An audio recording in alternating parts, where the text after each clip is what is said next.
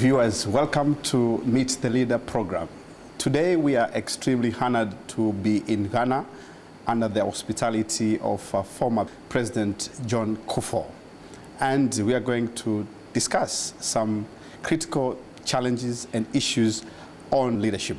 If you look back in retrospect, do you think there were some opportunities that your government missed, which are still present, perhaps they can be capitalized? Well, we laid the foundation so solidly, and that's how we had to do it. Get the macroeconomy right, cut down from government borrowing, allow the private sector to come forward and to assume some of the responsibility of growing the economy and also creating jobs for our youth, teaming youth, well-educated and that sort of thing.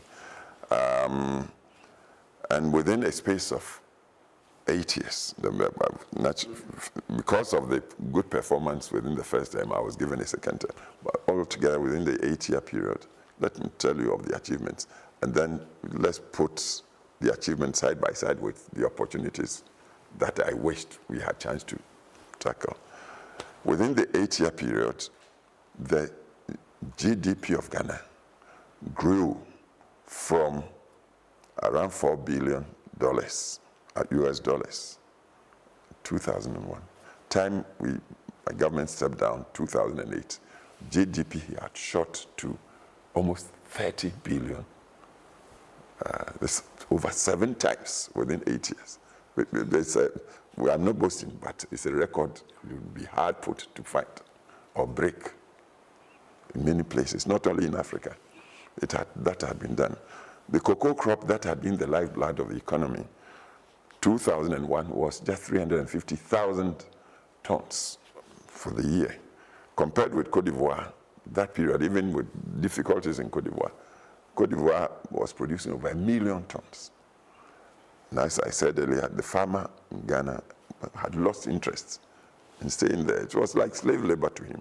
So government reversed the payment arrangements. Government decided within the first year to give the farmer the bigger share of the international price. Farmer got about 60-something to 70%, a direct reversal of what used to be, with the state taking 30%.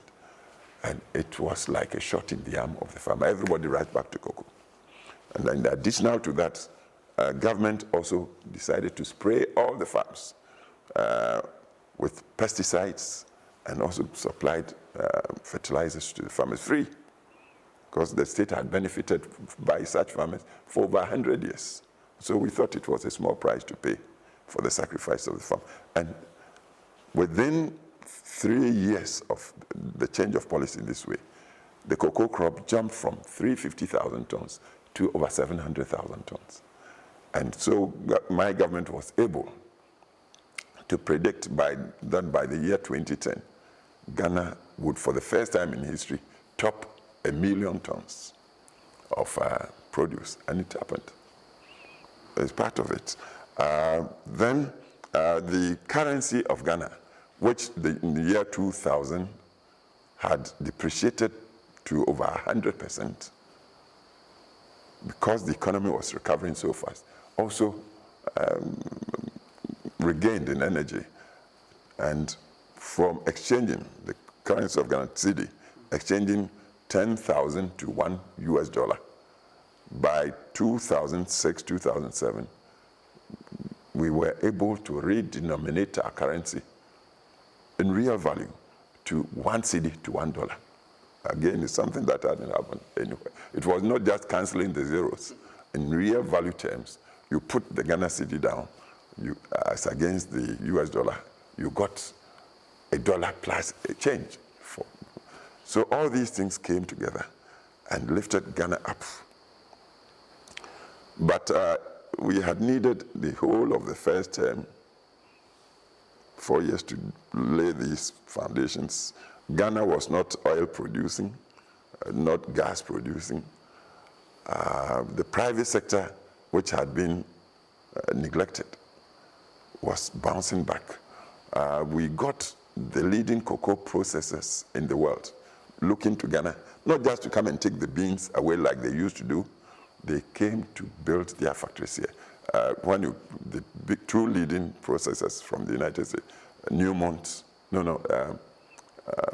ADM and Cargill, they've got their factories here. Building, I think they've invested, either of them, over $70 million for one factory in the port city, Tema, in Accra, and in Kumasi here, ADM, similar factory. Then from Europe, Barry Callebaut, also another factory. Cadbury's, that had bought cocoa from Ghana beans from colonial times and had virtually left, decided to rush back. Nestle's, that had its headquarters in Côte d'Ivoire, shifted, and the headquarters is now.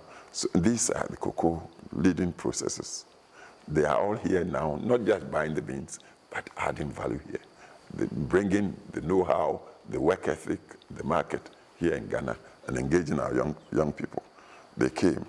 The banks that used to number just about 5, mainly from colonial times. As I speak with you, there are over 25 or so very international banks in Ghana operating. In fact, to the extent that even Barclays International signed with Ghana to establish financial hub offshore with Ghana, the way they've done it with Mauritius. They did it in Ghana. We passed all the laws and everything. And it all happened within 8 years. And additionally, because of the liberal policies government adopted towards the private sector, we attracted crude oil explorers. Ghana had been searching for oil for over 100 years, from the 1890s, without success.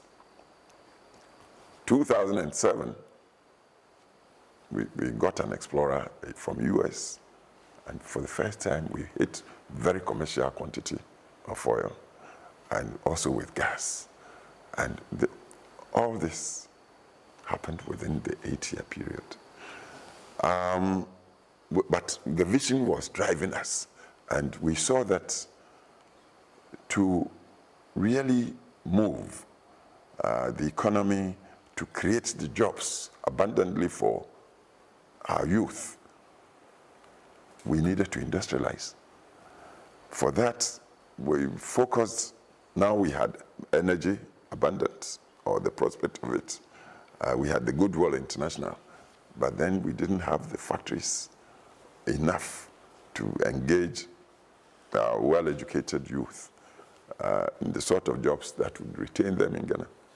And we thought, to do that, we should move on industrialization, and the sector of it that attracted us was the bauxite, aluminum sector.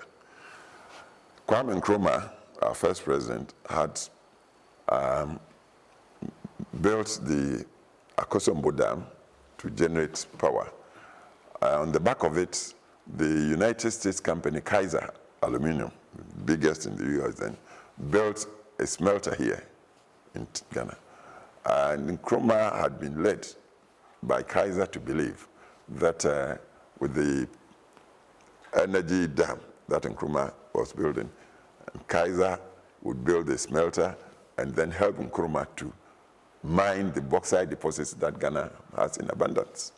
So there would be a refinery built here to produce the alumina to feed the smelter.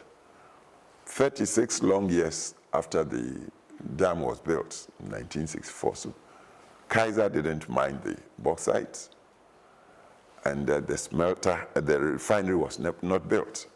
Kaiser kept on bringing alumina from Jamaica across Atlantic to come and then produce the aluminum ingots in the smelter. And Kaiser was using our energy very cheaply for the smelter. When we came into office, and with the international economy going awry to the extent that big conglomerates were having to hive off non-core businesses, Kaiser fell in difficulties, and Kaiser wanted to sell the smelter here. Ghana got to know of this, and we said Ghana would buy. We bought the smelter 100%.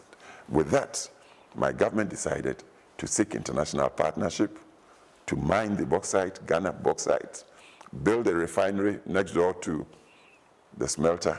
So we'll do our own alumina rather than go to Jamaica or some other place far off to bring the alumina to process into aluminum. We believe when we did this, we would generate the jobs and then operate deep into the international markets, especially with right partnerships, to thereby generate the jobs for our bright young people, also earn even more hard currency for Ghana. So this one, we did the blueprint of, we signed an MOU with Brazil, to do the mining, the refinery and all that. Unfortunately, 8 years. It's a short period. And even though we signed the MOU and the blueprint and did the studies, my term was up and I couldn't do. So my last statement to Parliament before I stepped down, I said, I hoped the succeeding regime would follow up on that. Unfortunately, as I sit here, it didn't happen. So it's something of regret. But there were two other things. 2 years before I stepped down, we had struck oil, as I said. And again, the other plan was for us to develop petrochemical industries, extending to fertilizers and everything. In Ghana, we acquired the land. Again, the period was too short, but the oil is there and it's being pumped. And the third one was the financial services center that we concluded with Barclays International. We set up an office, we passed all the laws, and we believe that would be a way for Ghana to sort of gain due attention in the international financial capital market. I stepped down 2 years later only to learn the regime that succeeded mine had cancelled the agreement with Barclays International. So these are the three things that, even though were envisioned and were planned for, the laws were passed, and that I couldn't do, and so they were missed. They were missed. Every leader, and I believe you're not an exception, sometimes experience a moment of difficulty or crisis. Can you recall one biggest crisis? A very big crisis hit me, I believe, in my second year. A major tribe up north of the country, the Dagbon, they are called Dagbon tribe, fell into difficulties. I think it's to do with two gates, royals, princes, vying for the throne. And they fought, and the king got killed. It's a major thing. It's the biggest tribe in the north of the country. And the thing happened so fast. I was beside myself. I was lost. I didn't have the answer. And the trouble continued. Lives were lost. And this is an ancient monarchy. And as I say, the biggest tribe in the north, and with people of influence in the political life of the country. And to get the solution was something that really was beyond any one man's imagination or strength. So I had to quickly appeal to the nation's traditional leaders, the kings, some of them, and also at the same time use the law enforcement agencies.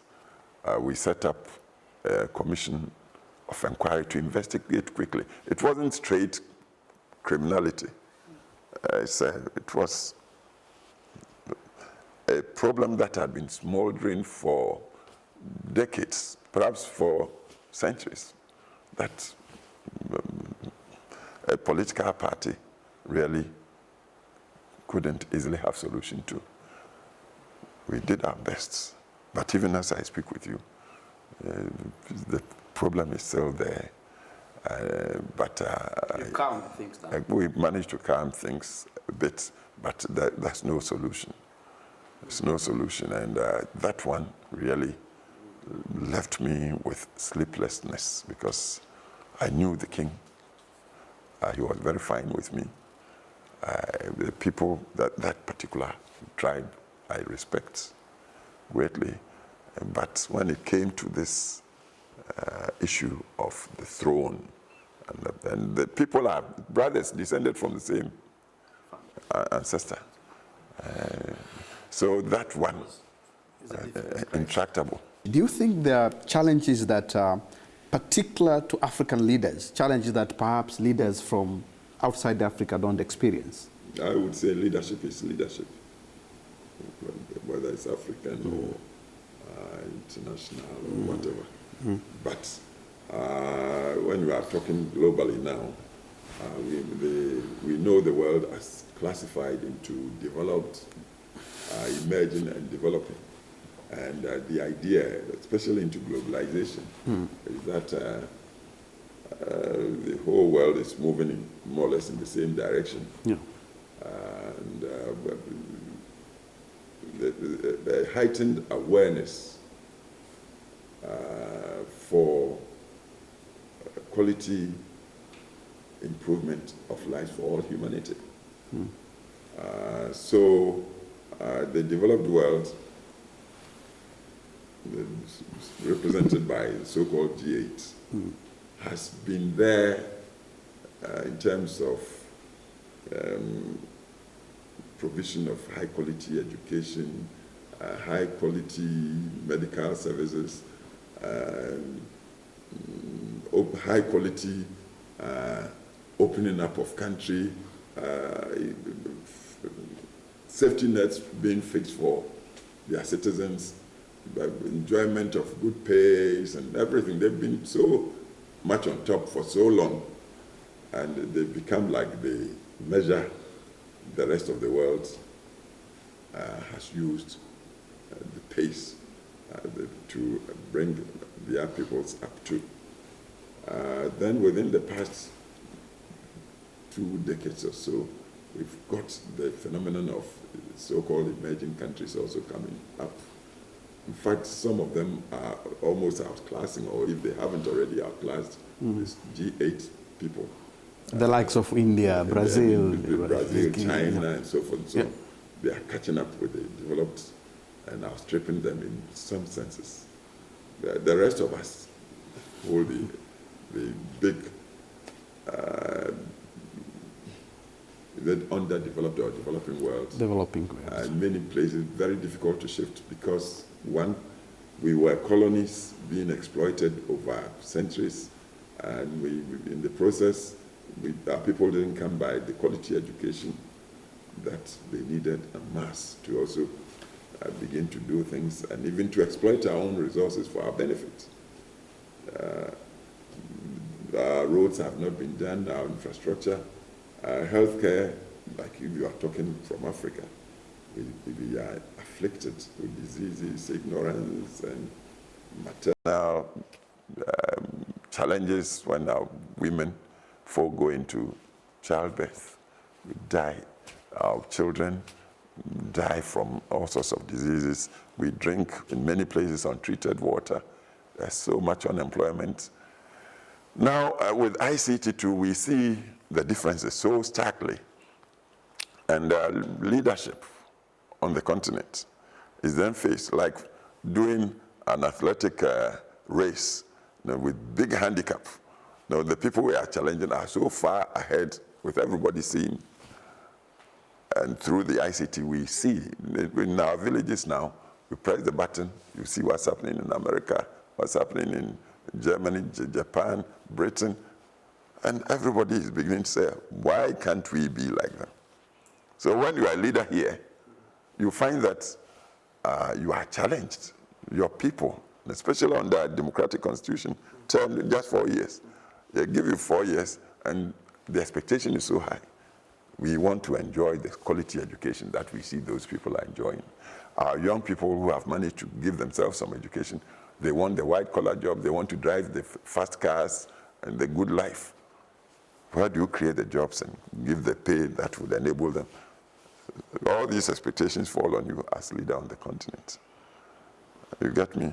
And so to be a leader on the continent now, you need to think many, perhaps, I would say, light years ahead.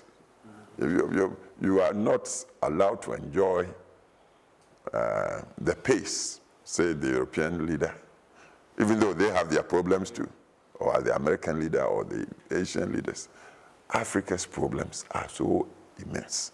We are locked into the global market. We have to do things so quickly as to be able to be competitive against all these old players.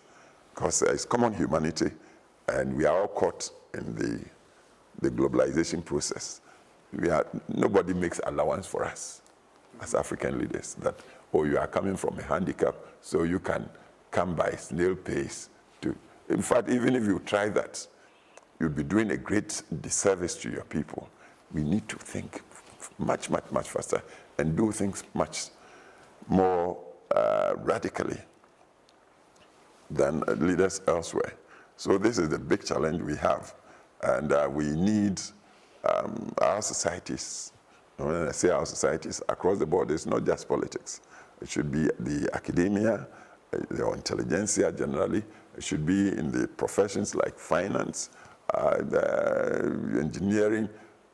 Everybody who has some leadership role should begin to see or search for ways and means whereby we hold hands together to lift Africa in its various nations and societies up to mainstream itself into the global society that everybody is forced to live in. President Kufuor, yes. Do you see regime change as a phenomena in Africa, and what should be done about it? Well, power, I see power as an indivisible thing. As a concept, power is power. Africa does not stand alone in terms of having leaders who do not want to relinquish power when they should. Again, when you read widely in all civilizations and societies, you see examples of where people tended to overstay with power. Africa, after all, is, when we look at history in this way, Africa is young. When did Africa become independent? Roughly 60s. 60s, so about 50 years old. Our institutions are in the building. They are not finished, not solidly done, like say in Europe or say in America. So when you compare us with these well-established or developed places with old, well-formed institutions, with people, everybody also knowing their rights and insisting on respect for their rights. When you compare Africa with them, you see it's not a fair competition. And because we also came into independence with many of our leaders, our pioneering leaders, not having been prepared for their positions. They were leaders of necessity to fight first for their freedom from foreign domination. And when you get the freedom, then you will face the challenge of administering, managing a civil service, which tended to be better educated than the political class. And leadership in this respect should be in the political class. But where your people followed you because you are a good freedom fighter, not because you were a good administrator, not because you knew how to manage finances or anything else, and you come this way, you find that within the first decade or so, the euphoria with which you gained independence quickly wears off because people do not get the jobs they want from you. The money and the services they thought independence would bring wouldn't be coming. So the soldiers stepped in thinking the disciplines of the barracks were what were needed to keep countries going. Again, for the people to get disappointed, because so soon we found that it wasn't the military discipline we needed. But meanwhile, the soldiers had come with their guns and so forth and so on, and taken power, tasted power, then they refused to go. And so they stayed on for decades, till just about 2 decades ago, that Africa is coming by the ballot box and to pick their leaders, demand accountability, and to remove leaders. So now, within a short space, we see that we have more elected leaders on the continent. Forget about the defects of the electoral system. At least that's the way Africa is going. And so the impression comes across that there's difficulty in regime change. Naturally, there would be, because institutions are not developed, literacy or education is coming, but not as fast as it should yet. There are other factors militating against the shift that must come to regularize the regime change. So this is an impression, but I would say it's a phase, a passing phase. And I foresee that within 2-3 decades, Africa will join the rest of the world for normalcy in terms of regime changes. President Kufuor, you stepped down as a president, but you're still very active in the political arena. What do you think is the role of the retired African leaders in their respective dominions? What I would say is that wherever a person has been privileged to lead a nation, and the time comes for that person to step down, that person becomes like step down by the operation of the Constitution, and legitimately, the person becomes like a consultant, even though an honorary consultant. It's not sort of an instituted role, but by virtue of the fact of having had the opportunity to lead, the person becomes becomes a storehouse. And when you have such a person, you don't ignore him. You rather reserve him like an anchor of the community, to whom the community should revert from time to time to seek opinions and guidance about challenges that naturally would come the way of the community.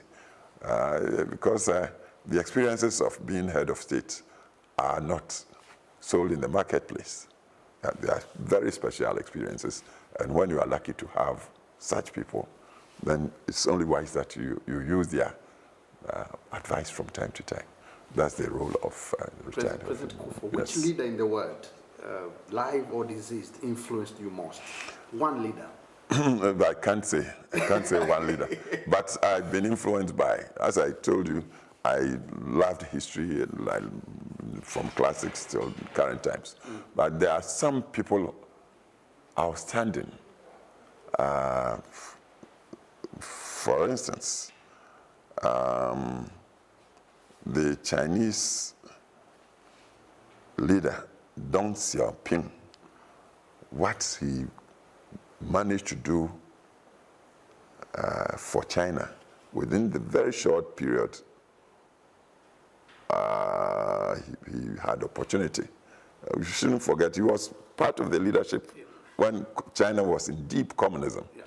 Didn't tolerate anything but pure communism, both politically and economically. This man became suspect under Mao Zedong and was disgraced even.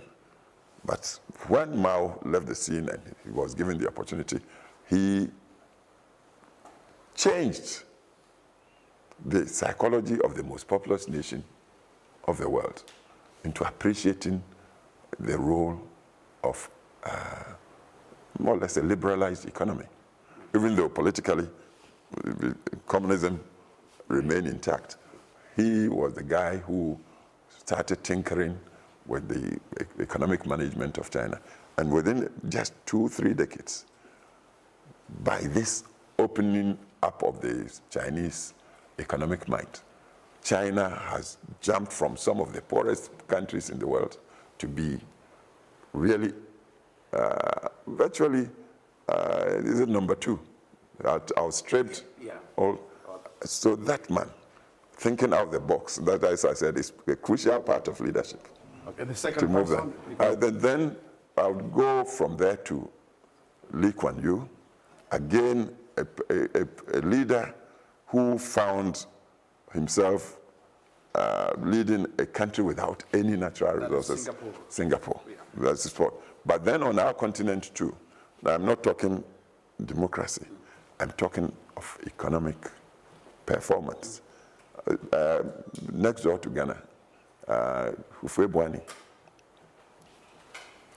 again another person, African, who looked at the lay of the land, saw the forests and the opportunities, and then started to build a political economy of Cote d'Ivoire, which under him gained the self-respect and confidence of a nation that had diversified agriculture, and even through the difficulties the country has come through since he left the scene, Cote d'Ivoire remains perhaps the best agriculturally developed, definitely in West Africa.